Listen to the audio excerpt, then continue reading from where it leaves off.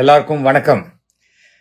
இன்னைக்கு வேலூர்ல மிக பிரபலமான எதிர்காலத்தில் தமிழ்நாட்டினுடைய முதலமைச்சராக வரப்போகிறோம் என்ற கனவில் இருந்து கொண்டிருக்கும் நடிகர் விஜய் அவர்களுடைய ஒரு மீட்டிங் பார்த்தேன்.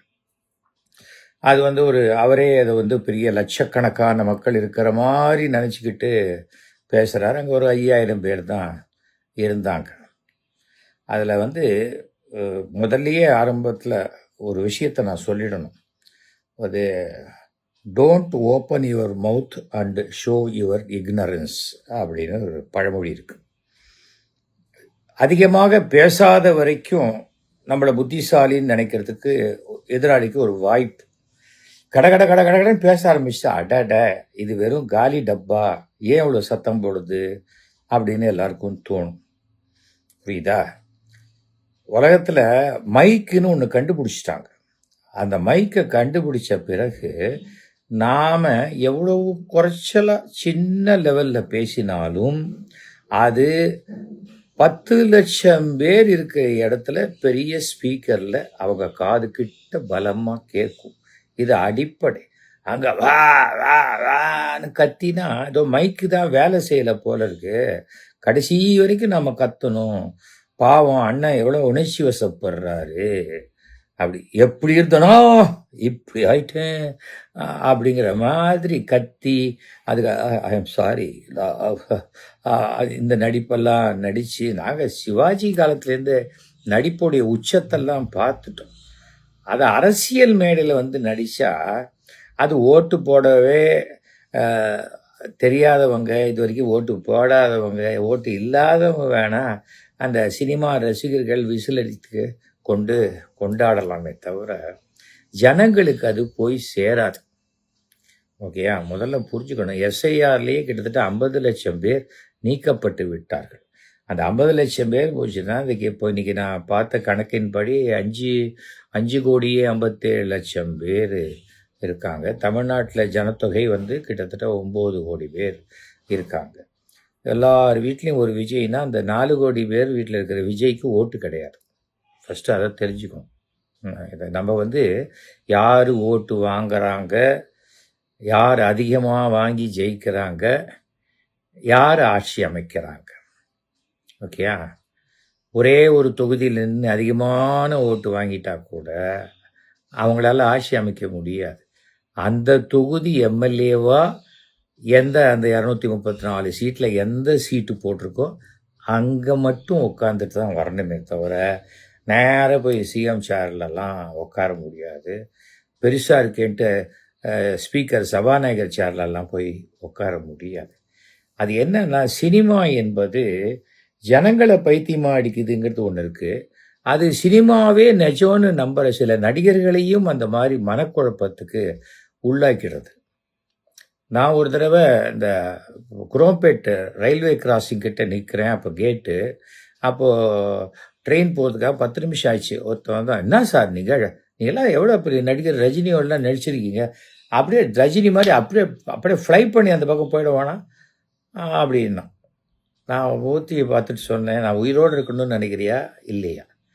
ஏயா அப்படியே ஃப்ளை பண்ணால் நடுவில் எத்தனை எலக்ட்ரிக் கம்பி போகுது, ஷாக் அடித்து செத்துட மாட்டோம்.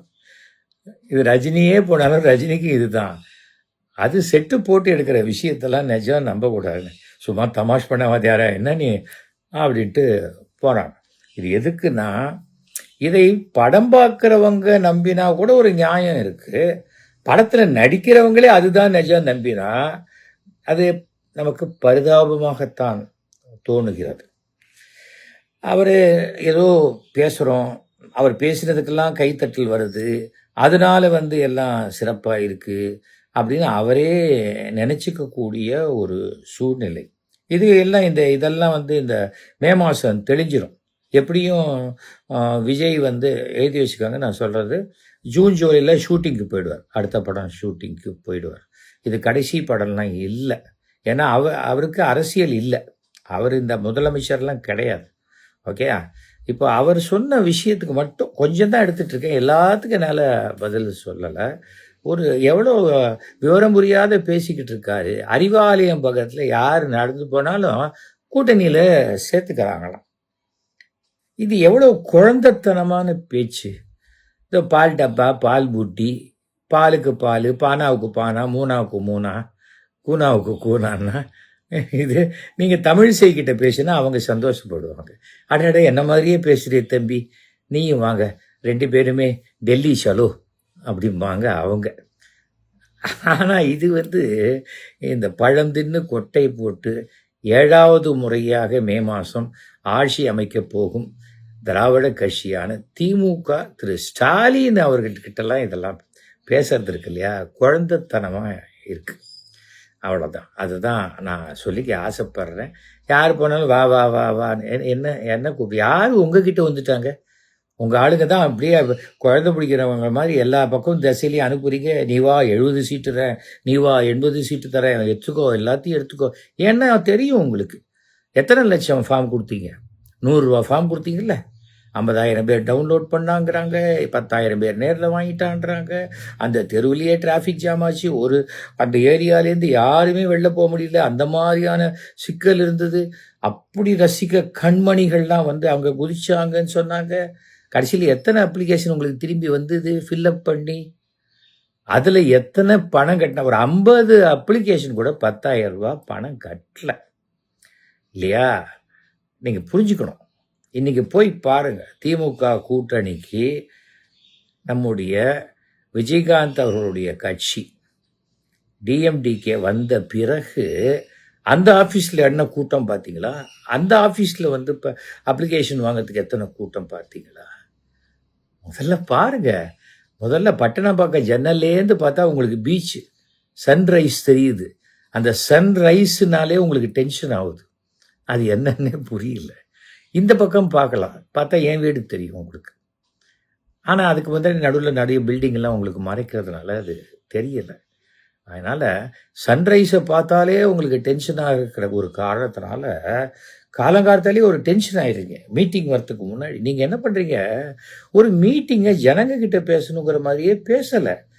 ஏதோ அங்கே 10 கேமரா வச்சுருக்கு, அப்படியே ஆக்ரோஷமாக நடிக்கணும், இதுக்கெல்லாம் கிளாப்ஸ் வரும், விசில் வரும் அப்படிங்கிற ஒரு நடிப்பாகவே இந்த மேடையை பயன்படுத்துகிறீங்க. இது உங்களுக்கு மிகப்பெரிய தோல்வியை தரும். பலன் 0 தான் உங்களுக்கு கிடைக்கும். விஜய், உங்களையே நான் முதலாக கனடா அழைச்சிட்டு போனதுலேருந்து தெரியும் உங்களை. உங்கள் படம்லாம் நான் நடித்ததில்லை, அது நடிக்காமையே நான் ரொம்ப பிரபலமாக இருக்கேன். உங்களை வச்சு நான் படம் எடுத்ததில்ல, அதனால் இன்னி வரைக்கும் கடன் இல்லாமல் இருக்கேன். நல்லா தெரிஞ்சுக்கணும் நீங்கள். என்னுடைய அருமை நண்பர் ராமநாராயணன் பையன் வாழ்க்கையே சீரழிஞ்சு போனதுக்கு காரணம் உங்களை வச்சு எடுத்த மெர்சல் படம் தான். நீங்கள் யாரை வாழ வச்சுருக்கீங்க? தமிழ்நாட்டு மக்களை வாழ வைக்க போகிறேன்னு சொல்கிறீங்க. உங்களை நம்பி பணம் போட்ட எத்தனை ப்ரொடியூசரை நீங்கள் வாழ வச்சுருக்கீங்க சொல்லுங்கள். நீங்கள் வாழுகிறீங்க, சந்தோஷமாக இருக்கீங்க. உங்களுடைய பர்சனல் லைஃப் எதுவும் நான் பேச மாட்டேன். நீங்கள் எப்போ வெளியில் வீதிக்கு நான் அரசியல்வாதின்னு சொன்னீங்களோ அந்த அரசியலை மட்டும்தான் நான் உங்ககிட்ட பேசுகிறேன். என்டிஏங்கிறாங்க, டெல்லிங்கிறாங்க, அதெல்லாம் ஒன்றுமே கிடையாது.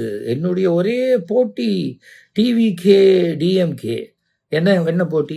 அது 3 எழுத்து, இது 3 எழுத்து, அதான் போட்டி. அவ்வளோதானே. எப்படி வச்சாலும் 26 எழுத்தில் தானே வைக்கணும். என்ன போட்டி உங்களுக்கு? நீங்கள் ஒன்றுமே இல்லைங்க. திமுகக்கு நீங்கள் முன்னாடி ஒன்றுமே கிடையாது. இந்த எலெக்ஷனில் you are going to be a spoiler, அவ்வளோதான். ஆக்சுவலாக யாராவது ஓட்டு வாங்குறவனுடைய ஒரு 1000 ஓட்டு 500 ஓட்டை குறைப்பீங்க. உங்களால் ஆட்சியெல்லாம் அது ஒரு கடு அளவு கூட மாற்றவே முடியாது.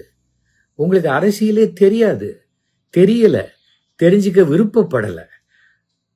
அப்படியே கோடம்பாக்கத்துலேருந்து கூட்டின்னு நேராக ஃபோர்ஸ் ஜட்ஜாஜில் உட்காந்து வச்சா கூட அந்த சேரோடு என்னை தூக்கின்னு போய் பனையூரில் உட்காந்து வைன்னு சொல்லக்கூடிய மனோபாவம் உடையவர். உங்களுக்கு 2 பேர் 3 பேர் உங்கள் வீட்டுக்கு பத்திரிக்கை கொடுக்க வந்தால் என்ன கூட்டமாக வரீங்க அப்படின்னு கேட்குற மனோபாவம் உடையவர் நீங்கள். எப்படி ஜனங்க கிட்ட போய் சந்திப்பீங்க?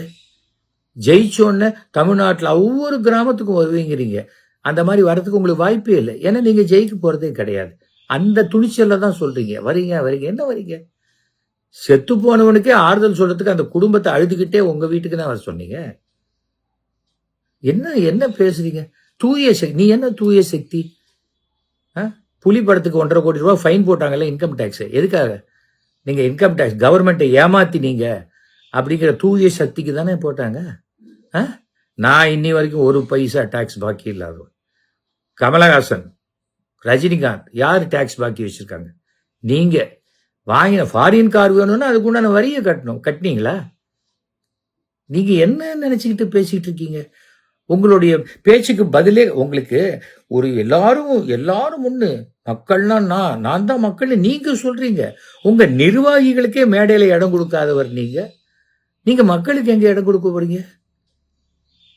என்னமோ நீங்க மட்டும் நிக்கிறீங்க. பயம்.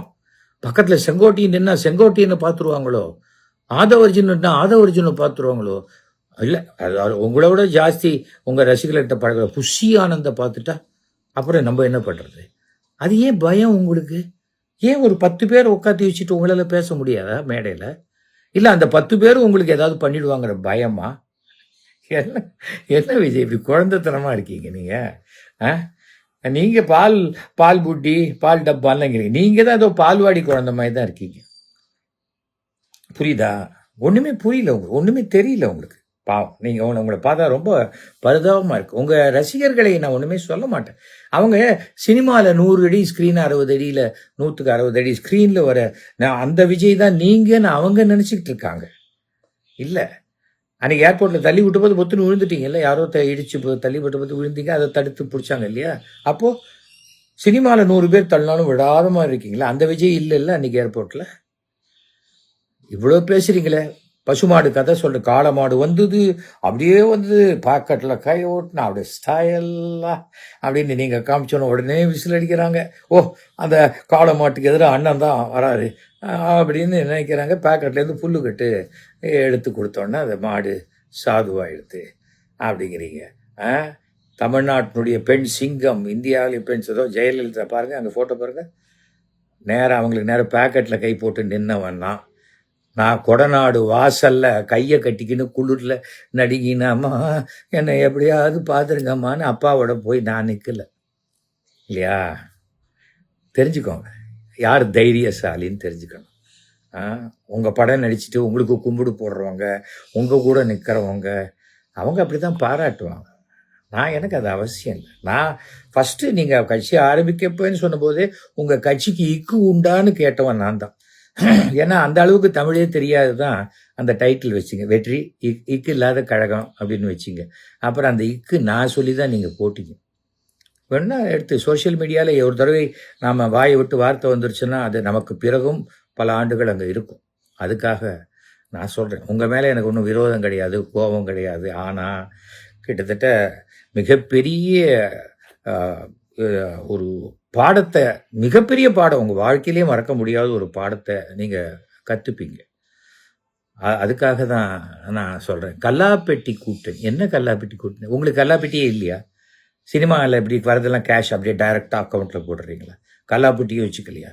நீங்கள் இவ்வளோ மாநாடு நடத்துறீங்க, இந்த மீட்டிங்க்கு செலவு யார் பண்ணுறாங்க? அது எந்த கல்லாப்பெட்டியிலேருந்து வருது? அப்படியே வானத்துலேருந்து குதிக்கிறா?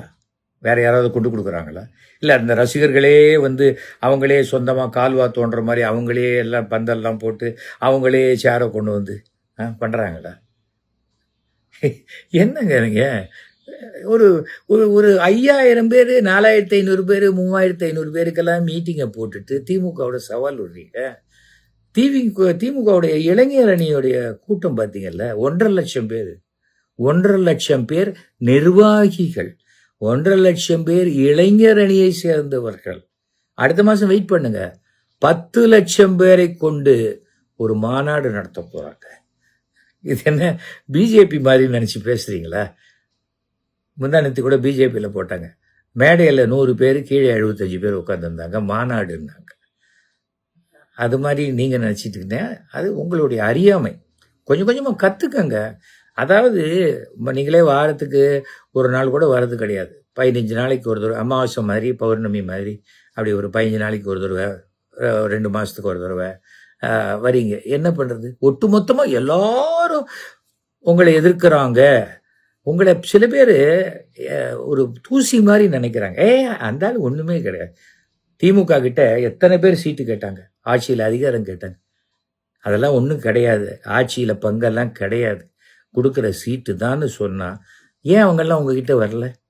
ஏன்னா சீட்டு கொஞ்சம் குறைச்சலாக இருந்தாலும் ஆட்சி அமைக்கக்கூடிய கட்சியில் இருந்தால் தான் நமக்கு 5 வருஷம் மரியாதைன்னு தெரிஞ்சவங்க அவங்க.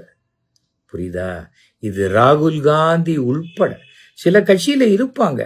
அந்த கட்சியிலேயே அவனுக்கு மரியாதை இல்லாத போது இந்த கட்சியை எப்படி உடைக்கலாம், இங்கேருந்து எப்படி வெளில போனால் நமக்கு ஆதாயம் கிடைக்கும்னு சில கருங்காலிகள் நினைக்கலாம். ஆனால் அந்த கருங்காலிகள் பேச்செல்லாம் நீங்கள் சீரியஸாக நினச்சிக்கிட்டு எப்படிங்க சரியாக வரும்? நீங்கள் சொல்லுங்கள். ஒரு செங்கோட்டையன் வந்தது அவர் மனசுக்குள்ளேயே வாழ்நாளில் நாம் செஞ்ச மிகப்பெரிய தவறு அப்படின்னு உணரக்கூடிய காலகட்டம் வரும். ஏன் இந்த ஓபிஎஸ் எடுத்துக்கங்க, தனிப்பட்ட நபராகத்தானே அவர் இருக்கார். அவர் பின்னாடியும் ஒரு கம்யூனிட்டி, மறவர் கம்யூனிட்டி அவருக்கு பின்னாடி எல்லாம் இருக்குது. ஏன் அவர் வரல? உங்களை ஏன் வரல? சசிகலா கூட உங்களோட வந்துடுவேன் அப்படிங்கிறாங்களே வழியா வரமாட்டாங்க. எப்படி வருவாங்க உங்களை நம்பி? இன்றைக்கி ஒரு நாள் ஷால் போத்துவீங்க, அப்புறம் உங்களை பார்க்கவே முடியாத. அப்புறம் உங்களை பார்க்கணுன்னா தெரி படம் பார்க்குறதா, கில்லி படம் பார்க்குறதா, அதை பார்த்து அதோட நம்ம பேசிகிட்டு இருக்கிறதா? நீங்கள் ஆக்சசிபிளே கிடையாது. உங்களோட ஃபோன் நம்பர் கொடுத்துருக்கீங்களா எல்லாருக்கும்? புஷி ஆனந்த் வழியாக பேசுன்றீங்க. எதுக்கு புஷி ஆனந்த் வழியாக பேசணும்? ஒரு நிர்வாகி. நான் என்னுடைய ஃபோன் எடுத்தேன்னா நேர என்னால் முதலமைச்சர்கிட்ட பேச முடியுமா? முடியாதா? உங்களால் உங்ககிட்ட பேச முடியுமா? இல்லை நீங்கள் பேசுவீங்களா? அப்புறம் இந்த ஒரு ஆக்சசிபிலிட்டி நிர்வாகிகள் தமிழ்நாட்டில் எந்த கடைக்கோலியில் எந்த மாவட்ட செயலரில் தான் ஃபோன் எடுத்து தலைவரே அப்படின்னா சொல்லு அப்படிங்கிற அளவுக்கு பேசக்கூடியவர் தான் கலைஞர். அதே வழியில் அதைவிட மிக சிறப்பாக ஆட்சி செய்து கொண்டிருப்பவர் என்னுடைய அருமை நம்பர் மு.க. ஸ்டாலின் அவர்கள். புரியுதா? நீங்கள் சோசியல் மீடியாவில் நான் 200 ரூபா வாங்கிட்டேன், அறிவாலயத்துக்கு கக்கூஸ் கழுவ போகிறேன், என்ன வேணேன் இதெல்லாம். உங்களுக்கு அந்த கக்கூஸை தவிர உங்களுக்கு எதுவுமே தெரியாது. அந்த அறிவாலயத்தில் எவ்வளோ ரூம்ஸ் இருக்குது, அதில் அறிவை போதிக்கக்கூடிய எத்தனை ரூம்ஸ் இருக்குது உங்களுக்கு தெரியாது. ஏன்னா உங்களுக்கு பேசுகிறவங்க அந்த கக்கூஸை தவிர எதுவும் பேசுறது கிடையாது. 200 ரூபாய்க்கு மேலே அவங்க பார்த்ததும் கிடையாது. அதனால தான். ஏன் உங்கள் படம் பிளாக்ல டிக்கெட் வைக்கலையா? டிக்கெட் வைக்கிறது உங்களுக்கு தெரியாதா? அதெல்லாம் என்ன தூய சக்தியில் வந்துருமா? ஏன்னா அந்த புக்கு நீங்களே போட்டுக்கிறீங்க. தூய சக்தின்னா இது விஜய் சம்மந்தப்பட்ட எல்லாமே தூய சக்தி, அவ்வளோதான். அதை நீங்களே போட்டுக்கிட்டு நீங்களே பெருமைப்பட்டு நீங்களே பேசி உங்களுடைய விசிலடித்தான் குஞ்சுகள் மட்டும் கை தட்டிக்கிட்டு விசிலடிச்சுட்டு தான் அது உங்களுக்கு ஒன்றுமே பண்ணாது. உங்களை மிகப்பெரிய குழியில் தள்ளிடும். புரிஞ்சுக்கங்க, யதார்த்தத்தை புரிஞ்சுக்கல நீங்கள். ஆனால் எனக்கு தெரியாது, இங்கே ஆகா ஓகோன்னு பேசலாம், அப்புறம் வீட்டுக்குள்ளேயே 2 நாள் வெளியே வராமல் ஐயோ தப்பு பண்ணிட்டோமே, நம்ம என்ன பண்ணுறது, என்ன இப்படி கவுத்து விட்டாங்களே அப்படின்னு தனியாக கூட நீங்கள் புலம்பலாம். நீங்கள் பார்த்துருப்பீங்க, நம்மளுடைய விவேக் அப்படி தான் வீராவேசமாக ஹாலில் பேசிட்டு பாத்ரூமில் போய் கண்ணாடியை பார்த்து ஒவ்வொன்று அழுதுகிட்டு இருப்பார். அந்த மாதிரி நீங்கள் பண்ணிகிட்டு இருந்தால் கூட ஆச்சரியமே கிடையாது.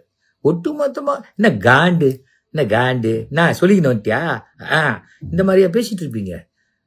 உங்களுக்கு ஒரு மேடை நாகரிகமே பெருசாக வரலையே. ஏன் நீ இல்லை நீங்கள் பேசுகிறதெல்லாம் அப்படியே அகராதியில் மாற்றி பெருசாக நினச்சிப்பாங்கன்னு நினைக்கிறீங்களா?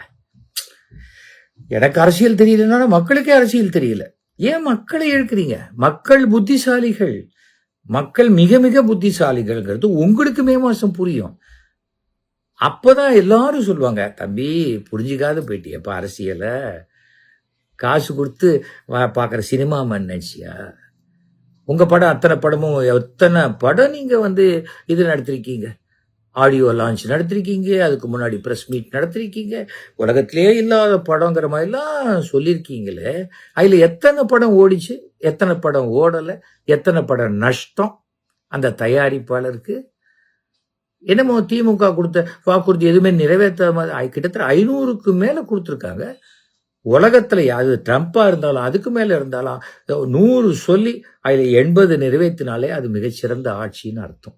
அப்போ 500ல் கிட்டத்தட்ட 80-85% மேலே மக்களுடைய ஆதரவை பெற்று அதெல்லாத்தையும் நிரூபித்து காட்டிய ஒரு கட்சினா அது திமுகவும் திரு மு.க. ஸ்டாலின் அவர்கள். ஒன்றுமே தெரியாமல் நீங்களும் சின்ன ஒரு 3ஆம் தர மேடை பேச்சாளர் மாதிரி உட்காந்துக்கிட்டு உங்களை யாருமே எழுத்து கேட்க மாட்டாங்கன்னு ப்ரெஸ் எல்லாம் நிற்குதுன்னா நிற்பாங்க. அவங்களுக்கு கண்டென்ட் வேணும். இப்போ நான் சொல்கிறது கூட தான் நாளையிலேருந்து எல்லா ப்ரெஸ்லையும் வரும். இதுக்காக நான் 10,000 பேரை கூட்டி வச்சு பேசுகிறேன்னா, எங்கள் வீட்டில் நான் மட்டும் என்னுடைய செல்ஃபோனில் பேசுகிறேன். உங்களுக்கு அரசியல் தெரியல, மக்களுக்கு அரசியல் தெரியும். அதை நீங்கள் தெரிஞ்சுப்பீங்க. இல்லை மக்கள் நம்புற விஜய் வேணுமா, மக்களை நம்புற ஸ்டாலின் சார் வேணுமா, நீங்கள் ஸ்டாலின் சார் அப்படின்ட்டா நீங்கள் நக்கலாக பேசுகிறீங்கன்னு நாங்கள் நினச்சிக்கணுமா? நீங்கள் ஸ்டாலின் சார் அப்படின்னு சொல்லணும். இதுவே நீங்கள் வந்து ஒரே ஒரு சீட்டு ஜெயிக்கலாம் நீங்கள் வந்த மொத்தமாக எனக்கு தெரிஞ்ச வரைக்கும். அந்த மாதிரி இருந்து நீங்கள் ஒரு வேளை சட்டசபைக்குள்ளே நீங்கள் மட்டும் வர வேண்டிய ஒரு துர்பாகிய நிலைமை உங்களுக்கு ஏற்பட்டால் எனக்கு தெரிஞ்சு ராஜினாமா பண்ணிடுவீங்க. அப்படி இல்லை வந்தீங்கன்னா, மாண்புமிகு தமிழக முதலமைச்சர் அவர்களே அப்படின்னு தான் பேசணும். ஸ்டாலின் சார் அப்படின்னா உங்கள் பேச்சு அவை குறிப்பிலிருந்து நீக்கப்பட்டது அப்படின்னு சொல்லுவாங்க. இந்த காண்டு இதெல்லாம் அங்கே பேச முடியாது. புரியுதா?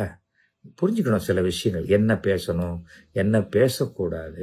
உங்களுக்கு நிறைய விஷயம் புரியல, அதுதான் எனக்கு பாவமாக இருக்கு. நீங்கள் தைரியமாக அறிவாலயத்துக்கிட்ட போங்களேன், உங்களை கூப்பிட்ருவாங்களேன் பார்த்தலாம். எதுக்கு அறிவாலயத்துக்கு போகிற மற்ற கட்சிக்காரங்களாம் சைக்கிள்லையே நடந்து வரவங்கன்னு நினச்சிங்களா? எல்லாருக்கிட்டையும் இனோவா கார் இருக்குது. இப்போ நீங்கள் புதுசாக சேர்த்திங்களே, வழக்கமாக இனோவா காருக்காக ஒருத்தர் வந்து பேசுவார். அவருக்கு நீங்கள் வேணால் வாங்கி கொடுக்கலாம். அது நீங்கள் வாங்கி கொடுக்குறீங்களா, இல்லை உங்கள் பேரில் ஆதவ வாங்கி கொடுக்குறாரா, யார் வாங்கி கொடுக்குறாங்கன்னு தெரியாது. புரிஞ்சுக்கணும். ஒரு சினிமா நடிகன்கிறவன் யார்? இன்னொரு தயாரிப்பாளர் கொடுக்குற பணத்தில் வாழக்கூடிய ஒரு நடிகன், அவ்வளோதானே. என்னை இத்தனை தயாரிப்பாளர்களை நான் வாழ வச்சேன்னு உங்களால் சொல்ல முடியுமா? நஷ்டப்பட்ட தயாரிப்பாளருக்கு பணத்தை ரஜினிகாந்த் மாதிரி நான் திருப்பி கொடுத்துருக்கேன்னு உங்களால் சொல்ல முடியுமா? நஷ்டப்பட்ட தயாரிப்பாளருக்கு நான் திருப்பி படம் பண்ணி கொடுத்து அவங்கள மறுபடியும் வாழ வச்சேன், ஜெய்சங்கர் வாழ வச்சாரு, அந்த மாதிரி உங்களை சொல்ல முடியுமா? சொல்ல முடியுமா? நீங்கள் சொல்லுங்கள். நீங்கள் முதல்ல உங்களுடைய ஒரு வெள்ளை பேப்பரை எடுத்துக்கிட்டு உங்ககிட்ட இருக்கிற ப்ளஸ் மைனஸை போட்டு பாருங்கள். ப்ளஸ்ஸு வந்து விஜய் அப்படிங்கிறத தவிர வேற ஒன்றுமே கிடையாது. பேப்பர் முழுக்க மைனஸ் தான் வரும். அரசியலுக்கு நீங்கள் வெறும் 0, ஒன்றுமே கிடையாது. நீங்கள் புரிஞ்சுக்கங்க. புரிஞ்சிக்காத பேசிக்கிட்டே இருக்காதீங்க. உங்கள் வீட்டில் இருக்கிற ஒவ்வொரு வேட்பாளரும் விஜய் ஓட்டு போட்டுருவானா ஜனங்க? என் தொகுதிக்கு நீ வந்துட்டு பக்கத்து தொகுதி வழியாக போயிட்ட அப்படின்னா இந்த தொகுதியில் இருக்கிறவங்க ஓட்டு போட மாட்டாங்க. நல்லா தெரிஞ்சுக்கங்க. இப்போ எதுக்கு வராங்க? வேடிக்கை பார்க்க வராங்க. உங்களை நேரம் எப்படி இருக்காரு, என்ன பண்ணுறாரு, எப்படி நடிகிறாரு, அப்படி பார்க்க வராங்க. அதை போய் நிஜம் நினச்சிக்கிறீங்க. அந்த டப்பாவில் அந்த பட்டன் அமுக்குவாங்கல்ல, நீங்கள் விஜய் நின்னா கூட உங்கள் பூத்துலேயே 10 விஜய் நிற்பாங்க. புரியுதா? எந்த விஜய்? அவன் விஜய்னு பார்த்துட்டு விஜய்க்கு அமுக்கிட்டு போயிட்டா என்ன பண்ணுவீங்க? ஐயோ அந்த விஜய் நான் இல்லைப்பா, அந்த விஜய் இல்லைண்ணா, இந்த வயசில் தான் நீங்கள் அந்த படத்தில் வந்தீங்கண்ணே அப்படிங்கிறதான் சொல்லுவாங்க. அரசியல் தெரியாதுங்க உங்களுக்கு. பூத்தில் எப்படி உங்களுக்கு எத்தனை 65,000 பூத்து தமிழ்நாட்டில் போட்டு வச்சிட்டிங்களா? அப்ளிகேஷன் ஃபார்மே உங்களுக்கு 50 பேருக்கு மேலே காசு கட்டலன்னு வருது. அப்படி இருக்கும்போது எப்படி அந்த 50 பேருக்கு சீட்டு கொடுத்துருவீங்களா? அப்படி கொடுத்தா கூட 50 பேருக்குமே கண்ணை மூடிட்டு கொடுத்தா கூட 50 தொகுதி தானே கொடுப்பீங்க. பாக்கி 234 தொகுதிக்கு என்ன பண்ணுவீங்க? அவங்களே சரிப்பா ஆளுக்கு எல்லாரும் 4 தொகுதியில் நில்லுங்க அப்படின்னு பிரித்து கொடுத்துருவீங்களா? என்ன என்ன தம்பி, ரொம்ப பாவமாக இருக்கு உங்களை பார்த்தா. எனக்கு வந்து கோவம்லாம் வரல. அரசியலில் நிஜமாவே சீரியஸாக இப்போ இபிஎஸ் ஏதாவது சொன்னால் என்ன இப்படி சொல்லிட்டாரு அப்படின்னு கோவம் வரும். ஏன்னா அவர் அரசியலில் இருந்தவர், முதலமைச்சராக இருந்தவர். கோவம் வராது. ஏன்னா அவங்க பேசுறதுக்குள்ள ஒரு அர்த்தம் இருக்கும். ஆனால் அவரே இன்னைக்கு காமெடியாக பேசுகிறாரு. முதல்ல 5,000 ரூபா கொடுத்தது அப்படியே ஏமாத்து வேலை எலெக்ஷனுக்கு அப்படின்னவரு, இதெல்லாம் நாங்கள் கொடுத்த ஐடியா, எங்களுக்கு பயந்துக்கிட்டு தான் கொடுத்தாங்கன்னு சொல்கிறாங்க. ஒரு குடும்பத்துக்கும் 5,000 ரூபாய் யோசிச்சு பாருங்க. 1,31,00,000 குடும்பங்களுக்கு போய் சேர்ந்துருக்கு. அதெல்லாம் என்ன சாதனைன்னு நினச்சி பாருங்க. அதெல்லாம் நீங்கள் மோடியை இந்தியாவில் உலகத்திலேயே பாராட்டக்கூடிய அப்படியே இரும்பு மனிதர் மோடியே அப்படின்லாம் பேசிக்கிட்டு இருக்கார். பாஜக பேசுகிறாங்க, அதை அப்படியே லெஃப்ட் ஹேண்டில் டீல் பண்ணிகிட்ருக்கார் நம்ம சிஎம் ஸ்டாலின் அவர்கள். அவர்கிட்ட போய் நானா ஸ்டாலினா அப்படின்னா சிரிப்பு தான் வருது எனக்கு. நீங்கள் ஸ்டாலினுக்கு ஈக்குவலாக வரணும்னு வச்சுக்கோங்களேன், ஒன்று பண்ணுங்க. அவர் காலையில் வாக்கிங் வருவார், அந்த இடத்துக்கு நின்னீங்கன்னா வாங்க விஜய் நல்லா இருக்கீங்களா, காசு சாப்பிட்றீங்களான்னு கேட்பார். அவருக்கு ஈக்குவலாக நின்றுட்டு போயிடலாம். அது கூட உங்களால் ஜெயலலிதா கிட்ட பண்ண முடியலையே. கொடநாட்டில் குளிரில் உட்காந்து தானே வச்சாங்க, அதுவும் கேட்டுக்கிட்ட அந்த இது போட்டிருக்கோம், பேரிகேட் போடும் அந்த கிட்ட அங்கே. அப்புறம் அங்கேருந்து உள்ள 2 கிலோமீட்டர் போகணும். புரிஞ்சுக்கங்க, ஃபஸ்ட்டு தெரிஞ்சுக்கணும். முதல்ல அன்பால் ஜெயிக்க பாருங்க. உங்களுடைய அதிகாரமும் அப்படியே உங்களுடைய புகழும் எல்லாத்தையும் வாங்கி கொடுக்காது. ரஜினிகாந்த் பெறாத புகழா ஏன் அரசியல் வேண்டான்னு வெளில வந்தார்? கமலஹாசன் உங்களை விட புகழா இல்லையா? அவர் எவ்வளோ தொகுதி ஜெயிச்சார்? ஒரு தொகுதி கூட ஜெயிக்கல. விஜயகாந்தோட உங்களை நடிக்க வச்சு உங்களை பாப்புலரைஸ் பண்ணவர் தான் உங்கள் அப்பா. அந்த விஜயகாந்த் 234 தொகுதியில் இருந்தபோது ஒரு தொகுதி தான் ஜெயிச்சார். 50 ஆண்டு காலத்துக்கு பிறகு ஒரு அதிசயம் நிகழும். என்ன அதிசயம் நிகழும்? எல்லாரும் பனையூரில் வந்து அவங்க வீட்டுக்குள்ளே ஓட்டை போட்டு போயிடுவாங்களா? என்ன அதிசயம்? ஒரு அதிசயமும் நடக்காது. யதார்த்தம் தான் நடக்கும். திமுக ஜெயிக்கும். நீங்கள் என்ன பண்ணுறீங்க? உங்களுடைய முயற்சியினால திமுகவோட வெற்றியை சுலபமாக்குறீங்க. அவ்வளோதான். திமுக எல்லாருக்கும் உங்களுக்கு வேணுங்கிறவங்க உங்களுக்கு ஓட்டு போட போகிறாங்க. அவ்வளோதானே. பாவம் அந்த பசங்கள்லாம் யாருமே சொந்த சுய சம்பாத்தியத்திலே இல்லை. உங்களுடைய ரசிகர்கள், உறுப்பினர்கள் எல்லாம் அப்பா அம்மா சம்பாதிச்சு காசு. முதல் நாளைக்கு 1000 ரூபாய்க்கு டிக்கெட் வைக்கிறீங்களா? 150 ரூபா டிக்கெட் தானே. அது ஊழல் இல்லையா? அது தூய சக்தியுடைய இன்னொரு அடையாளமா? அசிங்கப்படுத்திடுவாங்க. இன்னும் மீட்டிங்லாம் பப்ளிக்கில் பேச ஆரம்பிக்கல. டேட் அனௌன்ஸ் பண்ணட்டும். எலெக்ஷன் டேட் பிரச்சாரம் ஆரம்பிக்கும் போது சில அந்த அந்த ரெக்கார்டிங்ஸ் எல்லாம் நீங்கள் கேட்டிங்கன்னு வச்சுக்கோங்க, வீட்டு விட்டு வெளியே வர மாட்டீங்க. ஐயோ இத்தனை எதிர்ப்பா நமக்கு தமிழ்நாட்டில்? தமிழ்நாடே நம்மளை எதிர்க்குது அப்படிதான் நீங்கள் நினைப்பீங்களே தவிர தமிழ்நாடு என்னை ஆதரிக்குதுங்கிறத எண்ணெல்லாம் உங்கள் மனசுலேருந்து அப்படியே எடுக்கப்பட்டு விடும். நல்லா தெரிஞ்சுக்க. நீங்கள் வந்து அரசியலில் திரு ஸ்டாலின் அவருடைய கணுக்கால் உயரம் கூட நீங்கள் வரல. புரியுதா? நான் ஸ்டாலின் அவர்களை எதிர்த்தவன் தான், கலைஞர் அவர்களை எதிர்த்தவன் தான், ஜெயலலிதா அவர்களை எதிர்த்தவன் தான். இன்னைக்கு மோடி அவர்களை எதிர்க்கிறேன். ஆனால் யதார்த்தம் தெரியாது எதிர்க்கக்கூடாது. சில கொள்கைகளுக்காக எதிர்க்கலாம். சும்மா வெறுக்கக்கூடாது. நீங்கள் வெறுப்பு வர மாதிரினா பேசுறீங்க. ஏன் வெறுப்பு வர மாதிரி பேசுறீங்க? 200 2 மாதம் 200 யூனிட் வந்துச்சு. அப்போ 100 யூனிட் அதில் கழிக்கிறாங்கல்ல. உங்களுக்கு என்ன பிரச்சனை? தவறும் எல்லாமே இந்த 5 வருஷம் கழிச்சு தான். உங்களுக்கு எலெக்ஷனுக்கு முன்னாடி வருவீங்க, கடன் பேசுவீங்க, உங்களுக்கு ஓட்டு போட்டோன்னே நீங்கள் சிஎம் ஆகிடுவீங்க. மக்கள் எல்லாரும் வாயில் வரல வச்சுன்னு உட்காருவாங்களா? என்ன விஜய், நீங்கள் அடுத்த ஸ்கிரிப்ட் வேணால் ட்ரை பண்ணுங்களேன். அரசியல் சர்க்கிள் அப்படின்னு ஒரு டைட்டில் வைங்க, இல்லை அம்போ அரசியல் அப்படின்னு வைங்க. அது மாதிரி வச்சிங்கன்னா எது யதார்த்தமான அரசியலை நீங்கள் நிரூபிக்கலாம். புரியுதா? அதனால் நான் சும்மா உங்களுக்கு அட்வைஸ் பண்ணுற மாதிரியெல்லாம் இல்லை. நீங்கள் ஆக்சுவலாக பார்த்தா நீங்கள் இந்த சினிமா உங்கள் மீட்டிங்கை பார்க்குறவங்க எல்லாருமே அப்படியா அண்ணன் சினிமாவில் நடிக்கிற மாதிரியே இருக்குது. அப்போது ஓசியில் ஒரு சினிமா பார்க்குற மாதிரி, அவ்வளோதான். அதுக்கு மேலே ஒன்றுமே கிடையாது. என்ன ஃப்ரெண்டுன்னு சொல்கிறீங்க? என்ன போய் கரூரில் என் மேலே பழி சுமத்தி? கரூரில் பழி சுமத்தலைங்க. கரூருடைய 41 பேர் சாவுக்கு நீங்கள் தான் காரணம். இது யதார்த்தம். நீங்கள் அன்றைக்கி வரலன்னா அந்த 41 பேர் ஏன் செத்து போயிருக்க போகிறாங்க? எடப்பாடி மீட்டிங்கில் வந்து 41 பேர் செத்து போனாங்களா? ஓபிஎஸ் மீட்டிங்கில் வந்து 41 பேர் செத்து போனாங்களா?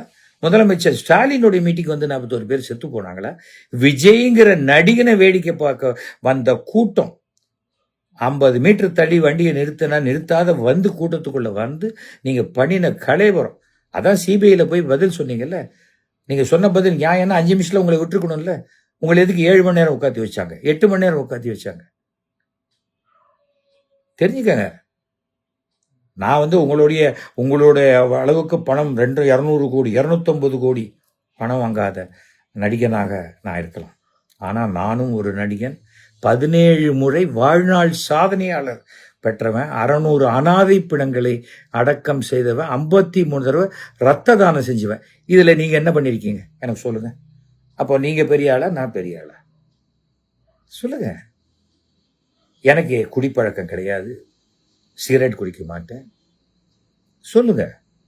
ஃபஸ்ட்டு ஒழுக்கம் எல்லாமே முக்கியம் ஒரு அரசியலில் வர்றதுக்கு. புரியுதா? யாரையும் நாம் வந்து தனிப்பட்ட முறையில் எதையும் சொல்ல வேண்டிய அவசியம் இல்லை. நீங்கள் எப்படி வேணால் இருக்கலாம். உங்கள் பணம், உங்கள் வாழ்க்கை எப்படி வேணால் இருக்கலாம். நம்ம வீட்டில் 10 பெட்ரூம் இருந்தால் கூட நம்மளால் ஒரு பெட்ரூமில் தான் தூங்க முடியும். இதுதான் யதார்த்தம். அதெல்லாம் புரிஞ்சுக்கங்க. புரிஞ்சுக்கிட்டீங்கன்னா உங்கள் வாழ்க்கை சிறப்பாக இருக்கும். என்ன கொஞ்சம் உங்களுடைய இதில் வந்து 5 நிமிஷம் பேசுனீங்க, 10, 15 நிமிஷம் பேசுனீங்க. இப்போ மாபெரும் பெரிய ஏதோ கிட்டத்தட்ட 45 மினிட்ஸ் வரைக்கும் பேசியிருக்கீங்கன்னு நினைக்கிறேன். ஆனால் என்னால் 45 மினிட்ஸ் கேட்கவே முடியலைங்க. ரொம்ப டயர்சமாக இருக்குது. ரொம்ப பாவமாக இருக்குது பார்த்தா. அது இந்த மாடு, புல்லுக்கட்டு, ஸ்டைல் அப்படிங்கிறதுலாம் பார்த்தா பேரன் வந்து இதோட நல்லா பண்ணுவோம், ஜாலியாக பண்ணுவோம். அது இன்னும் நல்லா சிரிப்பு வரும். பார்த்துக்கோங்க. யதார்த்தத்தை புரிஞ்சுக்கங்க. இன்னும் நிறைய டைம் இருக்குது. நீங்கள் 4 தொகுதியில் நிற்கிறீங்களா, 5 தொகுதியில் நிற்கிறீங்களா, இல்லை 234 தொகுதியில் நானே நிற்கிற மாதிரி நினச்சிக்கோங்க. அதனால் நான் நிற்கலை அப்படின்னு சொல்ல போகிறீங்களா, எல்லாமே இப்போ தெரிஞ்சிடும். அப்புறம் வந்து நம்ம பழசெல்லாம் போட்டு பார்த்து அன்றைக்கி அண்ணன் என்ன சொன்னார், இன்றைக்கி என்ன சொல்கிறாரு அப்படிங்கலாம். அதுக்கப்புறம் நம்ம என்ன பண்ணுவோம், அந்த 500 திட்டங்கள் கொடுத்து 500 நிறைவேற்றினாங்களா, 490 நிறைவேற்றினாங்களா, நம்ம அப்போ பேசுவோம் இல்லையா. முதல்ல இப்போ ஒரு திட்டத்தை கூட சொல்ல தெரியாமல், ஒரு திட்டத்தை கூட இப்போ நடைமுறைப்படுத்தாமல், ஒன்றுமே செய்யாமல் வெறும் வாயால் வடை சுடுறீங்கன்னா நீங்கள் பேசாமல் டெல்லி போய் பிஜேபியில் சேர்ந்துக்கங்க. அது உங்களுக்கு சிறப்பான எதிர்காலத்தை கொடுக்கும். நீங்கள் எம்எல்ஏவாக ஜெயிக்க முடியாது, ஒரு ராஜ்யசபா எம்பியாக போகலாம். அதுக்கு என்னுடைய வாழ்த்துக்கள். ஓகேயா? மறுபடியும் நீங்கள் அடுத்த மீட்டிங் பேசுங்க, மறுபடியும் நான் பேசுகிறேன். இதை கேட்டுக்கொண்டிருக்கும் பார்க்குறவங்க யாராக இருந்தாலும் சரி, நான் பேசுகிறது நியாயமாக இருக்குது அப்படின்னா எனக்கு 9841023545 ஃபோன் பண்ணுங்கள். என்னை திட்டணும் அப்படின்னாக்கா சோஷியல் மீடியாவில் திட்டிக்கங்க, நான் உங்களை பிளாக் பண்ணிட்டு போயிடுவேன். எனக்கு இப்போ உங்களோட பேசுறதுக்கு இது என் கருத்து, இது என்னுடைய ஆணித்தரமான கருத்து.